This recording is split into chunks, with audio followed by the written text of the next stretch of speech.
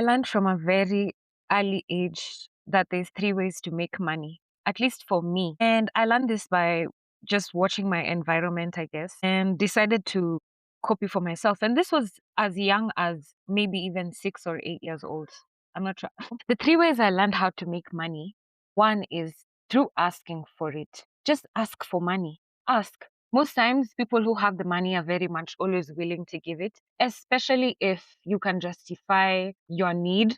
And sometimes you don't even need to justify anything. There's people who have money and they'll just give it to you. I think about how most times when someone asks me for money, let's say a homeless person in the street, like if they go out of their way to ask me to stop me and say, hey, can you help me? Or if anyone just asks and I can tell they truly, truly need it, I have it, I'm always able to give it. That means that it works. And asking doesn't just mean like asking when you're in need. It means asking your boss for that raise. If you need a raise, ask. Open your mouth and ask. If you are being paid for something, ask for the money that you want. Ask for the money that you feel you deserve. There's nothing that is too much. And in the beginning, especially when you're just starting out, whatever it is that you're doing, you will lowball yourself and you'll feel like you should ask for lower rates, which is fine because you grow with time and you improve yourself, you improve your services or your products or whatever it is that you're selling or giving. So even with experience comes lessons about money and it helps you gain even the confidence to ask. It's about that person who's supposed to pay you back your money. It's that person who owes you money. It's any situation. Open your mouth and ask for the money. If the other person has it, most times they'll give it to you. It's true. Tried and tested. Try today. Ask someone for money today and see. The other is stealing. When I was really, really young, I think maybe between 8 and 12 years old, I can't remember the exact age. I remember my dad used to come home. He had a very strict routine, like he did the same things every day. He had the same routine every day. It was pretty easy to know where he will be at what time when he gets home. And he will get home, chill with us for a bit, maybe homework or TV, or maybe take a snack. Or if he's the one who's cooking, he'll make dinner and then he'll go to the bedroom. He'll take a shower. He'll enter and he'll take a long ass shower, like a hot shower. And I could always predict like even how he's bathing. I could tell now he's washing his face, now he's washing his legs. He's just about to finish. He's about to come out the shower because he did the same thing every day. And I could just tell from the sounds. And so it was so easy to steal. He would put the suit that he wore for the day and he would hang it on the wall. And I would enter the bedroom and I would go in the pocket. He used to have a really fat wallet. I'd open the wallet and it had thousands, thousands. He had nothing less than maybe even 100K at each given time in his wallet. I just go and pick 1,000 bob every day, every single day. I always had 1,000 bob from his pocket, and he never noticed. I mean, I think there's a time where maybe he started having less money, like 20K, 15K. Hizo siku, I don't think there was M-Pesa. That's why it was easier to have cash at hand. And he doesn't even know this story. And I don't think I'll ever tell him unless someone sends him this and then now I have to address it or he asks me. But now he started noticing. He never asked about it because I think he was never sure if he actually spent the money or he misplaced it. But I never gave a fuck. Every day I would take 1,000 shillings out of his wallet and I would put it into my savings. By the time I was 12 or 15 years old, I had almost 100K in savings of my own money.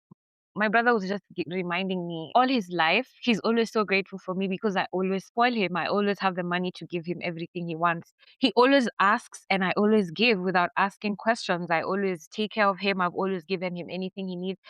And he was like, Don't you remember? Don't you remember when we were kids? And everyone used to wonder, like, how you're such a baller. Because I'd have a lot of money. And those days, 1,000 bob was actually money you could stretch for like a month. So having like 100K when I was 12, that's crazy. That's crazy. My mom used to raid my stuff and she used to find my money. She used to take it. There's a time she took it and give it. And like I was saving up for a Nokia. Like I had a better phone than my parents when I was like 13 years old. I was such a baller. And yeah, it helped me really stay ahead. So I would ask my aunties, I would ask my uncles, I'd ask them to the point that I didn't even have to ask anymore. Anytime anyone in my family member would see me, they just knew Roberta loved money. They'd give me money. Let me tell you, even if it's 10 shillings, 20 shillings, it really used to stretch, especially at my age in those times. It was crazy. now thinking about it, Saizi 10 bob can't do much for you, but those days it was 10 bob could buy for you snacks for break time.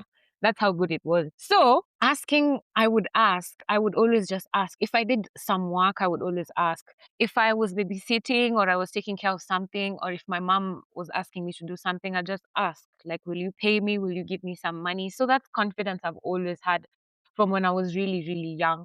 I don't know where I can't pinpoint like a specific space I learned this tabias from, but it's just something that I picked up and I never really stopped. And then, and the thing is, I always knew the difference. I always knew the difference between my mom's money and my dad's money because I've never really stolen. I've never stolen from my mom. I have never picked money from my mom's stuff, and if I've picked, I've always returned the money. Even if I ask her for like a loan, I always give the money back if it's a loan. I don't take money from women. I don't take money from my mom.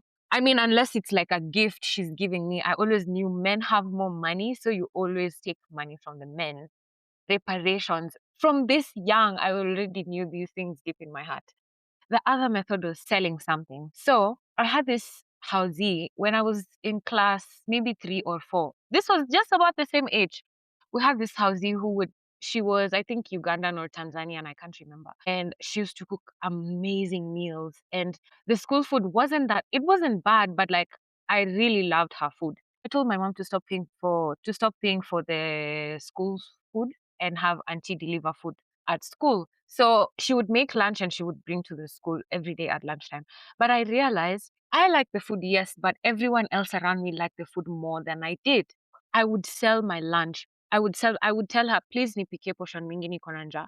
And then I would sell my lunch to like 10 people and I was selling all the food. I was selling at like maybe 30 bob or 50 bob. I can't remember, but everyone was buying. People would beg.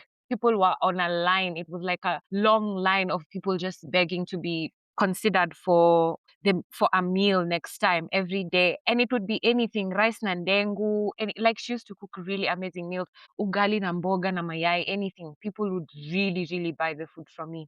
And I always had cash flow. I always had savings stocked up. I always had businesses and investments going on. Good. So I always had a lot of money. And this is because my parents were very strict about money. My introduction to money from my parents, my caregivers, was that, first of all, there was zero conversations around money. There was a lot of fear and shame and anger. When they were talking about money, it was always, we don't have this, we don't. I'd like to say we grew up maybe, can I say middle class or upper middle class? I don't know. I'm not really sure, but we were okay. Like I had everything I needed. And if we were lacking, it was because it was just a hard moment. But I really can't say I had a hard life financially. Most of the time, I had everything I needed. My mom provided everything for us. She had to work multiple jobs and she was always working. She was really, really struggling. This meant that my mom was always away, and this took the emotional aspect of her being present for us away. It taught me from a very young age, from a very early age, that I had to depend on myself. I had to take care of myself. Because there's times she'd be working the whole week. I haven't seen her, but the house has to run. I have to make sure there's food. I have to make sure bills are paid. As young as 8 years old, yes, I had to make sure kuna stima, kuna maji, kuna nini. And it was very hectic, but I had already started teaching myself so much independence from such a young age. Well, it has its advantages and its disadvantages, but now looking back, I mean, a couple years back, maybe I'd be complaining, but now looking back, I'm able to say I can see the positives of that. I didn't need to be parentified or like become an adult that young, but I can see how it really prepared me for the kind of life I'm living right now. It gave me a lot of confidence around abundance. I always knew money is around. I always had the affirmation that I can make money.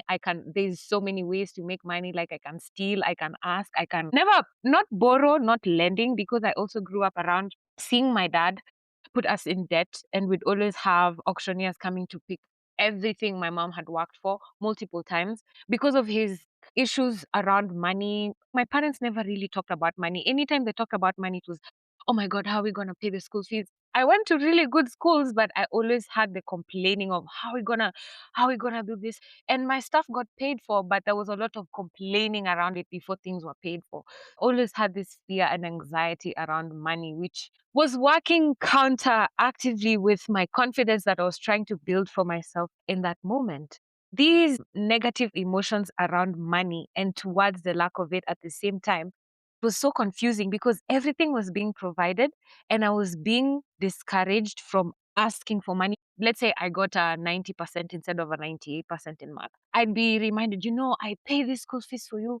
I sacrificed. The money was there, but still at the same time, a lot of fear was being reinforced at the back of my mind. I knew I had to pay back this school fees that is being spent on me by being an extremely good student and a really good girl. And then the thing about stealing from my dad was that I learned also from a very early age that rich people, like it always felt, not learned, I always felt like rich people don't have problems. And I used to see my dad as a rich person because he always had dispensable income. He always had extra money. He was always able to buy stuff, extravagant stuff. My dad really, in our early ages, like he's the one who introduced me to a lot of luxury stuff. He would buy me bags and he'd take us on trips. He's the one who took us on our first flights. He's the one who, just a lot of luxury stuff. I think it's him who introduced me to this stuff, taking us to really nice restaurants to eat. I mean, there was a lot of drama in the background around it, but at least I was already getting accustomed to nice things pretty early. I knew there was a certain way I needed to maintain life. I always knew I needed to have money to eat, to go anywhere I want, and money to just keep me at peace knowing I can live today. Despite there being maybe negative connotations in the background, I was also picking up the positive things about money made life easier for me. Even if we're going on trips and I couldn't ask my parents for extra money because they'd give me like 100 bob and everyone else was getting 1500, it didn't fucking matter because I had 100,000 somewhere. I could just buy for stuff, but also the fear was making me really hoard. I would keep money, not even because I needed it or I wanted it, because honestly, what was I doing with all that money? That having all that money was too much money. It was actually too much money for someone my age. But I had learned to live a very, can I say modest? I'm a humble life where nobody would know anything because remember, most of this money is actually stolen. And then I just didn't want to be found out. I had really, really strict parents because I knew if my mom found this money, she would take it. And that's what she'd do. She'd find my money and she'd take it. She used to do this all the time. And we couldn't argue about it because she'd have to ask me now, where did you get this money from? And maybe my dad was complaining to her about someone stealing the money. But anyway, how I learned about savings was my mom used to have a jacket in her bedroom where she'd keep money. She'd keep lots of money in that jacket, like random 1,000 bobs, 200 bobs, 100 bobs. So this is how I learned about saving. This is the jacket where she would send me to and say, like, if she was not coming home maybe for a day or two and because she was working so much, she'd say, hapa, ikifika hivi, chukua pesa hapa, chukua pesa hapa, uende ununue hii, chukua hii pesa uende ulipie hii. So I always knew you need to have money somewhere that you're keeping that is going to help you when you need. Because there's sometimes we never used to have like food in the house at all. But I always trusted that jacket to have even 20 shillings for me to buy skuma for my brother and I, and then we can cook ugali. But that's how I learned about savings. And how I learned about investments was in my business. Like I learned if I go and buy a packet of pin pops, this one also in high school, like if I buy a packet of pin pops, this is me investing in my business. I can sell it at double the price. This is 100% profit. I didn't even need anyone to teach me complex math. These are things I was just seeing in my environment. Maybe it's also where I grew up or this need for survival that was pushing me to be this way, but it really, really helped. I always had this feeling that rich people don't really have problems. Well, I know now that rich people do have problems. It's just that the problems are on a different level or on a different capacity, different frequency. But it's because I never saw my dad complain to me. Like he never came to us to say someone is stealing money from me. So it just reinforced the idea that he was never even noticing that I was taking his money. He never really knew that I was having his money. And something that also really taught me the value of money is my mom put me to work really early. I mean, despite the small tasks that I do, and by the way, this babysitting gigs and selling CG lunch at school and stuff, it's because a lot of the movies we were watching at that time, a lot of the shows growing up in the early 2000s, the teenagers and the young and the kids were actually doing stuff like lemonade stands and stuff. So it actually really pushed for us to have an idea about even if it's just 50 cents you're making, it's your 50 cents and it's your money. I don't know how people are teaching kids about money right now, but a lot of our media had such lessons. Even the shows like Shark Tank, a lot of the shows were pushed towards financial literacy. So even if you weren't being taught this at home, you'd stumble upon media that would show you, you can do this, you can flip this, you can take this and decorate this, you can make this, and you can sell it. I also started working really early. But I finished high school when I was 17 years old, and immediately I got a job working as those people who give polio vaccines. So there are usually two people. There's usually the main person who's actually a medical practitioner, and then the other person is just an assistant who carries the stuff around. But both of you are trained on how to do this work. So you walk around together. And I was placed in Kayole. Sikumbuki Kayole wapi, but it was uko deep in Kayole. And ploti za uko zinafika 21 floors, 30 floors. And on one floor, it's like penthouses. And the stairs are so steep. They're so dark. The houses are so cramped. No, this is not shade. This is just me describing what I remember from that time. And we would go knocking around all these houses. You have to knock in each and every house. Some people do not believe in vaccination. Some people were inside the house, but they don't want to open. It was just a lot. And you remember, you have to write zile numbers zenye zinaandikwa kwa gate na chalk. Every number means something different. Like it can mean I was here, but nobody opened the house. I was here, we vaccinated 5 children. I was here, we vaccinated 2 children because 3 children are in school. They've been vaccinated at school. I was here because I vaccinated. And for the houses where they don't open the doors or they do not allow you to vaccinate, you have to keep coming back until they accept. The work was crazy. And the main person was being paid 6,000 shillings per week, and I was being paid 3,000 shillings per week. At 17 years old, that was also okay money. And I remember the first money I got, I went home because the work was so hard. The work was so difficult. When I got home, I went and told my mom, thank you. And I wanted to buy her something. And she said, you know what, you deserve that. Just go and buy something for yourself. Go and spoil yourself. I can't remember what I spent the money on, but a big chunk went into my savings. The rest, probably food and some clothes. Or I used to love girly stuff like hair clips and nail polish and perfumes and stuff and makeup stuff. I'd also buy lipsticks. And I remember the feeling of satisfaction of being able to make my own money now as someone who was coming into young adulthood. And it made me feel very satisfied about it. These are the lessons. These are my earliest lessons about money. Nobody sat me down to talk to me about money. Nobody told me about money. There was no YouTube. There was no podcast. I don't remember anyone like explicitly sitting me down and talking to me about money. The intentionality had to come from me. Then when I started Love and Orgasms and I realized that I could turn something that I was doing for fun into monetary gain, and I realized that I can actually have multiple streams of income. I'm coming from one stream of income, knowing I can just sell stuff, to realizing that you can actually sell products, you can people pay for services as well. You can become a consultant, you can become a content creator, acquire knowledge. You can go back to school and learn more so that you can share your knowledge at a fee.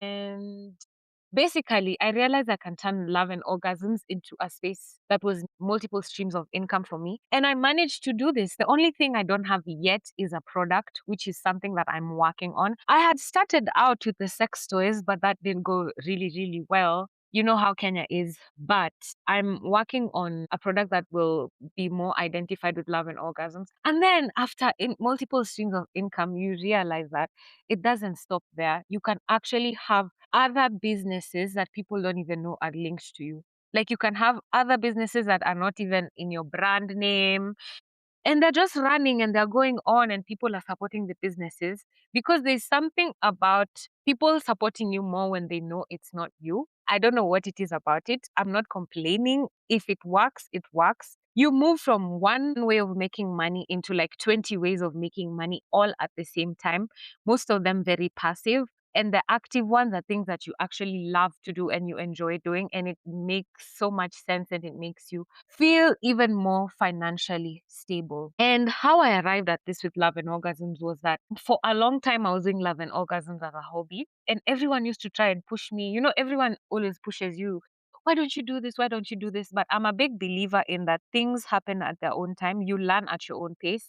Nobody should push you into anything. But while I also believe that you should take advantage when you're at your peak, I also believe that you will have many peaks. It's not just one peak. Because what I've learned about myself is I've been doing love and orgasms for 10 years now, 9 years, about to be 10 years. And I turned 30 this year. So this is from when I was about 19, 20. And I've had so many times that my stuff has gone explosive. I've had so many chances to be amazing. I've peaked so many times. I've received opportunities I didn't even believe I could. I've been in rooms with people who I used to look up to, and then I realized, oh my goodness, I'm in this room because I'm the same as these people. Like I'm being regarded as the same as these people. It's something that made me realize you grow at your own pace and you do things at your own pace. It's not something that happens in one day. You don't wake up today and you decide, I'm going to open a barber shop. No, a lot of things lead to it. You start with interest, then you go into research, then you go into planning, then you go into saving and actually maybe asking for money or finding ways to make money to support these dreams that you have. And before you know it, you have a whole franchise. You have a million barbershops across the world. That's something that takes time and it takes courage, but not even necessarily courage. I mean, courage, yes, but it just takes you wanting to start, you wanting to do whatever it is that you've always thought you want to do. You can turn anything into an opportunity of making money because there's always someone who's willing to pay. Listen, I also have an OnlyFans. And when I was opening this OnlyFans page, I knew a lot of people are going to talk smack and a lot of people are going to judge me. But I thought, okay, why not have people pay me while they're talking shit about me? So anytime I'm trending on online and people are talking badly about me and I check my OnlyFans balance, I can't even get mad. I forget that, they're talking shit about me. And it just feels better because at the end of the day, I can go and buy myself a nice treat. I can go and eat something nice. I can go somewhere nice. I can stock my food. I can pay my bills. I can travel. I can relax. I can sleep the whole week, because I've created a life for myself where I realize any opportunity can be an opportunity to make money, whether it makes you sad, whether it makes you happy. Like even with my blog, I decided that if people do me wrong, I'm just going to write about it and make money. I'm just going to make money out of it because Kitambo, people used to hurt my feelings and I used to have to let it go, be the bigger person. But I just asked myself, until when? This is such an opportunity to make money. If someone hurts my feelings, I'm just going to write a story about it. I don't care because if they didn't want me to write about it, they should have treated me better. I'm going to talk about it on my blog or on my podcast and I'm going to get paid for it. I'm going to get paid for the fun story. It's going to go viral. People are going to be talking about me. I'm going to get ads. Already that's YouTube money. That's podcast money. That's blog money. That's OnlyFans money. That's like 4 streams of income without even me doing anything too extreme, just talking, just telling a story about how someone treated me. Once you have this mindset, it also saves you from staying in places where you're not being treated right and respected. It also helps with your self esteem, helps you build your confidence because now you realize that your time is much more precious than anything else because time is money. And when you're in survival mode or when you don't have money, you're consistently scared and desperate. You're consistently thinking, you need to grasp at the little money that you have. But when you're able to relax your nervous system a little better, you start to realize that money can be made in so many ways and you don't really have to work too hard or struggle all the time. You can just relax and make money also, especially as a woman. We have the power of femininity. We have the power of beauty. We have the power of manifesting and nurturing and building things from nothing, creating things from nothing. We are creators. There's so many times where when I want to make money, before I go to bed, I sleep with the thought of wanting to make more money. And when I wake up the next day, I make money mysteriously. It could be in a bad way, it could be in a way that makes me sad. It could be in a way that, because you don't really get to decide how the money comes. But then when it comes, it's like, okay, yeah, I realize how powerful I am.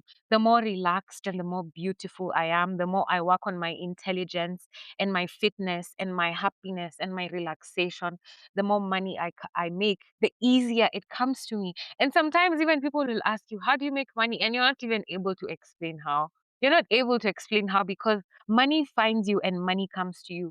This conversation today is for people who really believe in themselves and they understand exactly what I'm talking about. If you're still very skeptical and you think manifesting money is voodoo and you don't understand how it works, and you're not taking the time to actually work on yourself and have confidence in yourself, it's not going to put you at the level that you want. And sometimes you just have to jump without faith. You don't even need like sufficient faith to be able to jump. You just jump and then kaende, you'll find out ukombele, like you move to the house that you want to. Sometimes you're scared, how will I afford it? And then you find yourself making even much more money than you ever have. Why? Because you just believe that you have to afford this rent. And then that's how you upgrade your life. And this shows you that rich people do have problems. It's just that the problems are at a different level. There's someone who's paying rent here $7,000 and they have to be able to make that money double or triple at the end of the month. And you're paying $150 and you also have to make that or triple by the end of the month. So it's just different strokes for different folks. It doesn't mean that anyone has it less or anyone has it better. It's just you're exactly where you need to be at whatever time you are in that space. Intentionally learning about love and orgasms, investing into myself and actually inserting myself into the process of creating my website, starting my podcast, creating schedules, being disciplined, showing up when I said I need to, improving myself, adding value to myself, going back to school, studying for the things I talk about, being serious in the connections I make and how I spend my time, being very intentional about my life, the places I go, everything that I do, just living my life very authentically and intentionally has changered so much to the kind of financial stability that I have and how I'm able to keep money coming and how I'm able to see money and value money in a very different way. Because, like I said, all this is a learning process and you learn at your own time, but you have to jumpstart the process by immersing yourself in the things that you do. Whatever it is that you do, let's say you love eating eggs. Maybe you have a liking to eggs. Maybe you need to learn about where eggs come from or how they come about. So immerse yourself in that. Don't just do things just because, especially for nothing. And listen, this is not for everybody. This is just for people who care about maybe money and nice things or just surviving in a capitalistic world. There's people who actually care about this kind of stuff. I know there's people who don't, and that's fine. This is just my perception of money and how I've learned about money over the years and how I'm implementing my lessons right now. And also, my mom was very intentional about the kind of education I received. And I went to really good schools. I got to mingle with people who, like people of very different social and economic classes.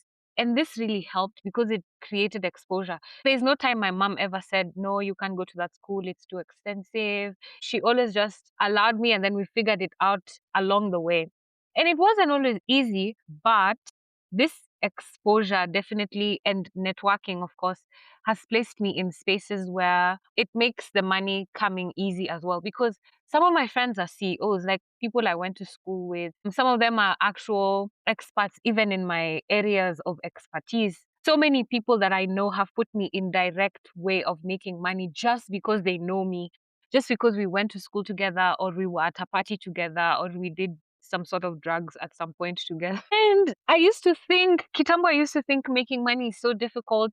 And you have to look a certain way or you have to be a certain way. You have to be prim and proper and speak like this. I mean, all these things help put you in better spaces. But ultimately, your authenticity will always push you further in every room that you walk in, and it will always put you in a better position to make more money at any point.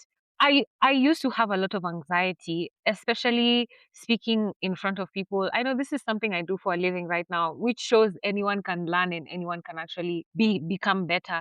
And I used to have so much anxiety about it. And it's a way I make money now. What I decided to do for myself is to teach myself to be a more eloquent speaker, someone who knows how to speak, especially in front of people, because I knew that it was going to come in handy at some point. And especially in the career path that I chose for myself, I knew it meant that I was going to have to speak.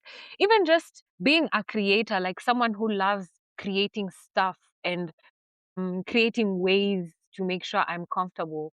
It always lands me in spaces where I have to share my ideas or share my thought processes. with other people. Speaking to audiences has always been something that has kind of been in my alley. So I had to actually be very intentional about it and decide, okay, I'm going to teach myself how to speak, especially without the breaks. There are a lot of pauses in conversation, or even just speaking my mind, saying what I think without fear. If I need to correct it later, I can always do that. But it also teaches you to correct before you speak, because now already you have the courage to speak, if anything at all. Love and Orgasms has also been a great, great teacher and a great moment in my life that has taught me how the world of business, how to negotiate, how to speak. And these are things I also learned in school. I'm a journalist by profession.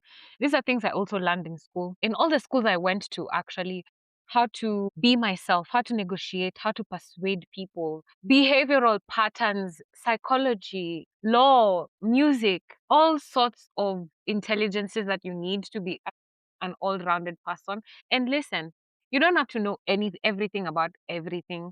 You can also just focus on the things that you like, or on one thing. There's a point in my life where I realized I was doing so many things, of which I'm always in a million projects at the same time. But then I figured out that it's okay for me to just shut everything down and do one thing so that I can focus. And this kind of focus has helped me see projects all the way to the end, and helped me see things to fruition and actually get to gain from whatever I'm focusing on, as opposed to being all over the place. I mean, it doesn't mean that I stop doing the other millions of things. It just means that I know when I need what, and I'm able to compartmentalize. I'm able to give my attention to what needs my attention now, especially if the attention is needed on myself. Let me tell you, I think about myself 99% of my day. I'm always thinking, what will I wear? What will I eat? How will I look? How am I feeling? What do I need? What do I want? Where do I want to go? What do I want to watch? I'm always thinking about myself, because I know if I work on myself, then I'm able to spread the feelings and the things that I have onto other people. But if I'm not okay, no one is going to benefit. It is because I'm able to focus on the guy who washes my car. There's a time I was walking home and he asked me, tukapatana hapo kwa kausha, kaniuliza, why are you walking today? Where's the car? And I told him I don't have it today. And he told me, oh my God, I just wanted to tell you that it is because of you that I'm usually able to pay rent in time. Just by getting my car washed, if I can bank on you to come 4 times a month, like once every week, I'm able to pay my rent in time. So that makes me realize, oh my goodness, there's someone somewhere else who's able to pay their rent on time just because I wash my car. It might be a small piece of my life, but to his, it's actually a big chunk of his life, and it's able to make a difference. But that's because I focus on myself. I think about myself. I think about, is my car clean? Can I afford to get my car washed by someone else? Can I pay someone else to make the car? What do I need to do to make sure I have that money to pay someone else to wash my car? When you're working on yourself, you're not only going to be benefiting, you're also going to be able to benefit everyone else who is around you. This is what Love and Orgasms has done for me as a platform. Even the podcast 5 years ago, when I was thinking of starting this, it was just, I really needed somewhere I can speak out what I was feeling, just the same way as my blog, as my website. And I decided, you know what? If people listen, fine. If people don't listen, fine. And of course, it has garnered fans over the years, and people are listening to my stuff, which means there must be something that I'm doing right, or there's something that people keep coming back for. And for me, really doesn't matter. It doesn't matter if I get 4 views or 4,000 views or 400,000 views. I'm just doing my thing. The people who believe in me will always follow me. The people who want to pay for my stuff will always pay for my stuff. The people who care about, listening or commenting or watching or thinking about me or giving me whatever it is fine. And even if that's not what I get back, it is also fine. As long as I'm achieving the goals that I want for myself. If I said I'm going to start a podcast, then I start it. And that's what people should do. If you've been thinking about something, just start it. That stand ya kuza mshikaki na mayai boilo that you've been thinking about, but you're ashamed or you're scared, what will people say? Start it. I promise you, in 5 years, look at the opportunities my podcast has got me. If you go and listen to the very first episode all the way up to now, the opportunities I've been able to receive, the growth I've had, the things I've been able to achieve, because I always update. I always say, this is what I have, this is what I've been able to do. The things that I've been able to achieve just by moving forward without even knowing if I'll be okay in future. It's the achievements outweigh anything, all the risk that could have happened. It's such a learning process, because Now I'm so much immersed in everything that I do, and I'm very, very well versed with the things that I'm into. uh, Even when I go into meetings or I'm negotiating for something, I know the process. I know exactly what I'm talking about. I know how to build something. I know what I'm doing with the things I'm doing. I can answer any question about my processes, and it just puts you at a way better advantage, especially when you're trying to sell anything that you're trying to sell, whether it's products or services. And I say this especially to the women. It's so easy to get conned and underpaid and overworked and tricked, especially with volunteer work. Volunteer work is nice, and it's nice especially in the beginning when you're trying to set foot into whatever industry unajaribu kuingia. But once you're in and you start stabilizing and you start learning more and gaining more experience, it's so important that you keep revising your value and your rate card as you keep improving your life and your intelligence, as well as your emotions, because people are paid. I've told you, people are paid for anything, even just being able to be a very well regulated emotional human being. You can teach other people how to do that. It seems like a simple thing, but that's why every day there's so many sorts of coaches. There's so many coaches trying to teach you how to be an adult, how to be a parent, how to be. So people are teaching so many different things, and you can literally make money from so many different things. But I was talking about volunteer work. A lot of emotional labor, especially from the women, goes unnoticed. And a lot of our physical labor is taken as sacrifice or as something that we should have been doing anyway. It's your mom's job to cook the meals, it's your mom's job to whatever, it's your wife's job to do whatever. And I'm not saying there's things that men are not supposed to do. I'm just talking about the women. It's not a comparison. And a lot of the times it goes unpaid because it's taken as something that you're just supposed to do anyway. People forget that if you are removed and that labor that you're providing is not there, you will feel the absence. You know this when your mom is not at home or the woman of the house is not at home, there's always that gap that you feel. Even when like your grandmother dies or your mother dies, there's always some gap that is felt because small things that maybe you are not noticing were labor, like decorating for holidays or making sure there's meals for celebrations, just small things, especially that it is always expected that it's a woman who's doing it. It always goes unpaid. And this can come off as volunteer work. And volunteer work is fine, even if it's for charity. But remember, you have to pour into yourself first and nourish yourself before you're able to give into anyone else. You need to teach yourself how to talk about money. Talk about money because there's such a huge wage gap, especially between women and men.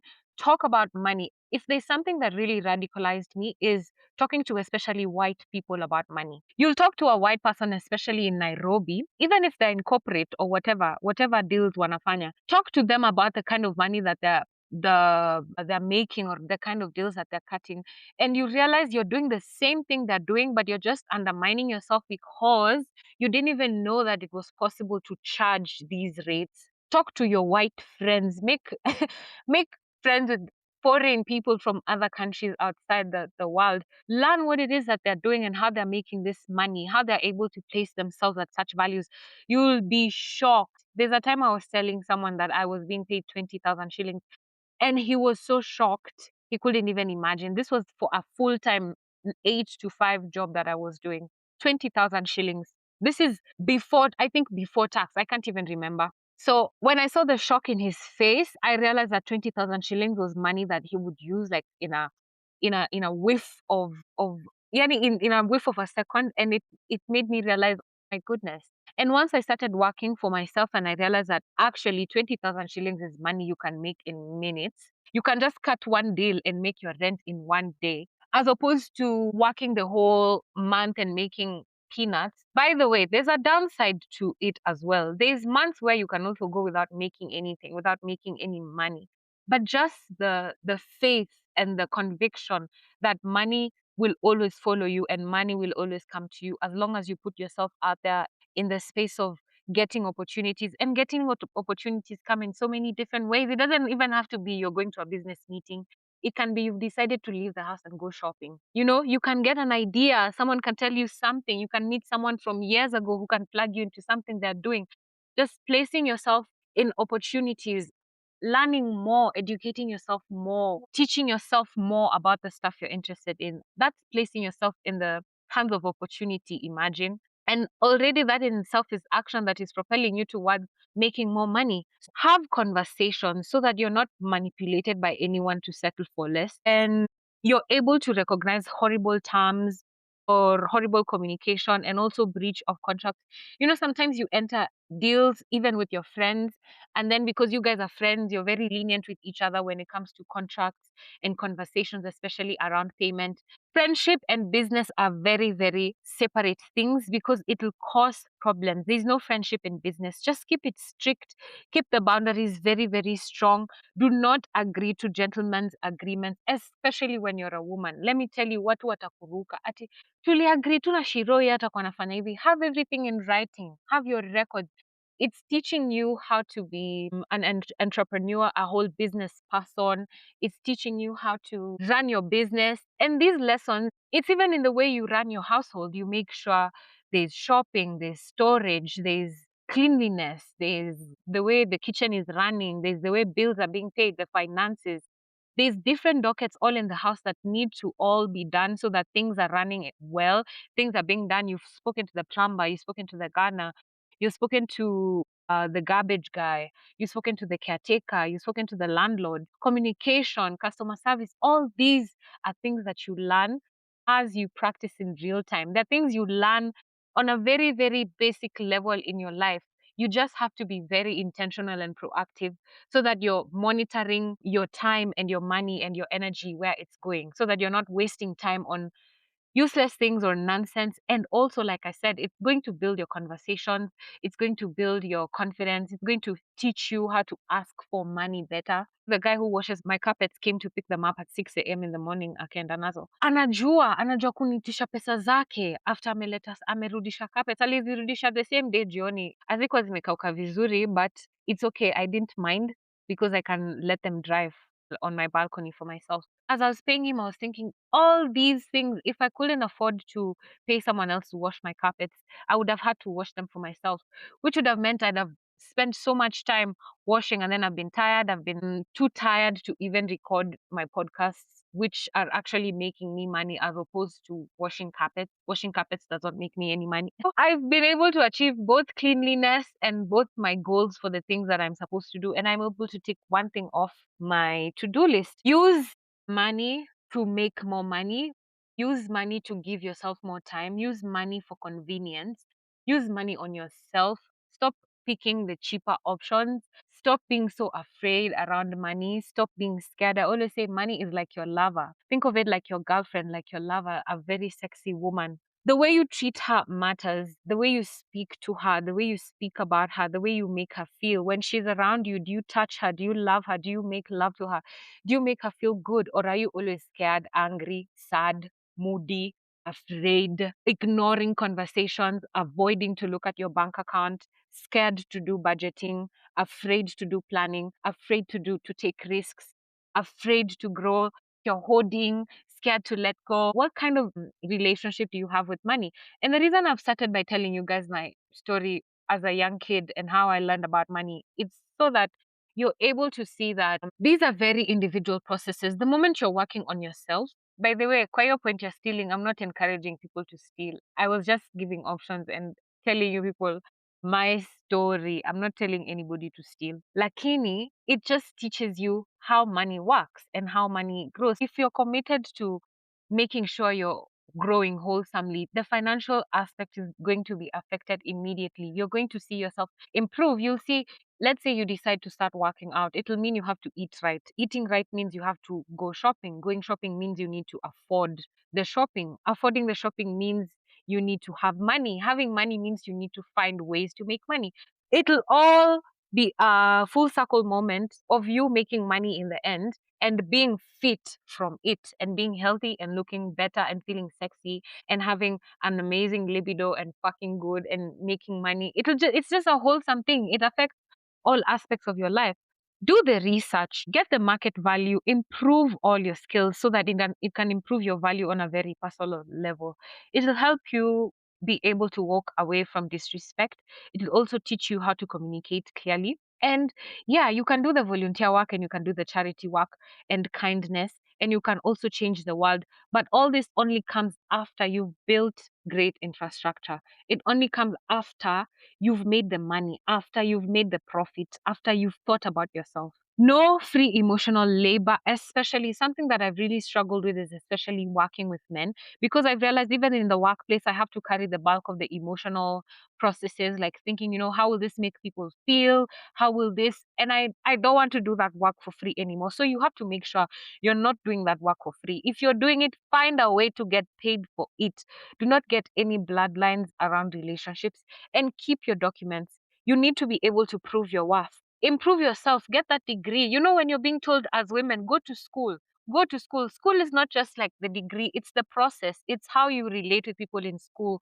It's how you mingle with people. In school, I was friends with daughters of ministers, there was even a daughter of a president from a different country from Africa.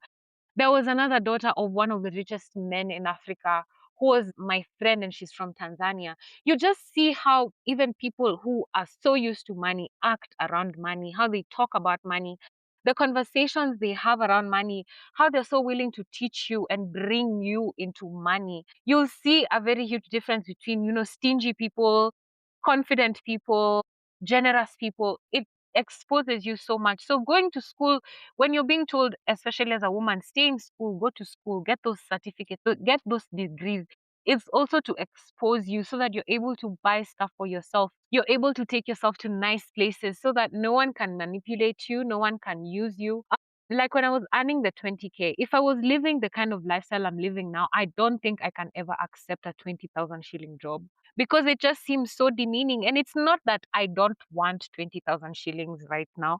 It's just, is this person valuing my input, my productivity? Are they valuing my time? Do they value the process? Do they value what I'm bringing to this situation? Because when someone doesn't, you'll see they don't abide by contracts. They don't care if they, make payments in time. They don't care if they have good conversations or good communication with you. You'll always be able to tell someone who's willing to make things work and someone who's just giving up on wasting your time. It teaches you, immersing you in the process of the things that you're doing, keeping record and knowing exactly what it is that you're doing. It really sets you apart in this process of money, especially as a woman. Always show up and package yourself well. Accept and declare that you want money and that you need money. Actually, lead with it. Stop being afraid. Stop being afraid because they'll call you a gold digger if you ask, or they'll say you love money too much, or someone will try to put you down for loving money. Everyone loves money. Everyone loves money, especially men. They love money so that they can be able to buy nice cars and impress other people, so that they can be able to do nice things and feel good about themselves. Everyone loves money. So, as a woman, never let anyone shame you for wanting money or for finding ways to make money, especially if it's not harming you or anyone else.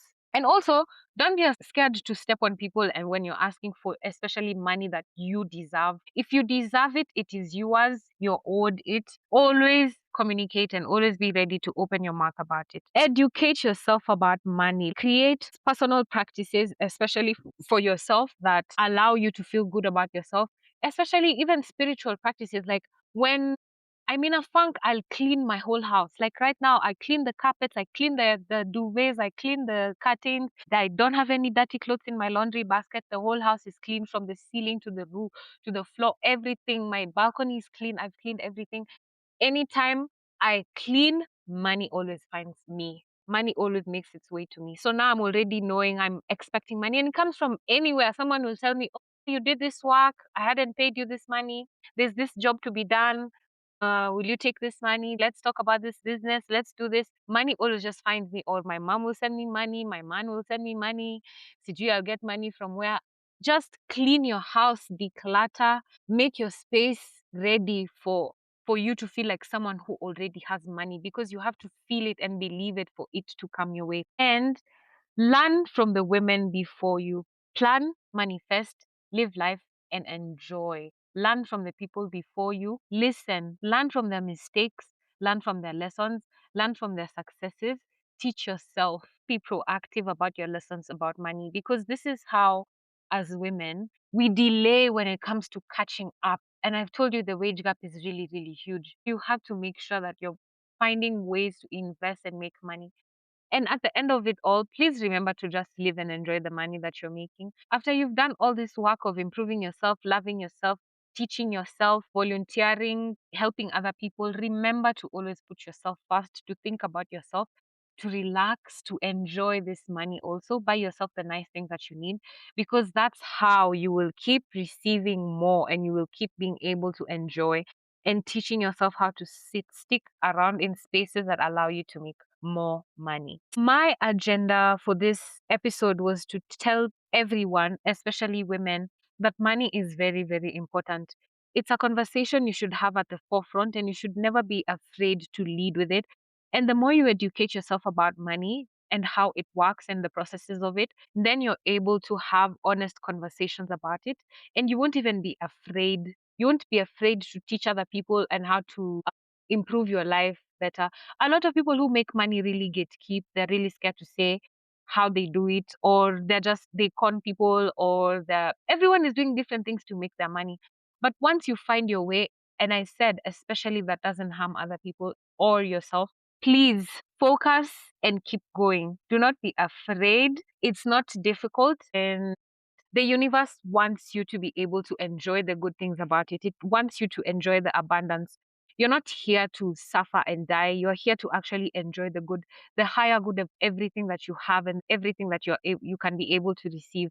Start believing that and start living life exactly the way you want it to be. So, yeah, I'm going to stop there. Remember to be super positive about money so that it can keep coming back to you. Ignore negativity, ignore anything negative, and just love yourself to the maximum so that you're able to enjoy the goodness and the abundance of the world. Bye.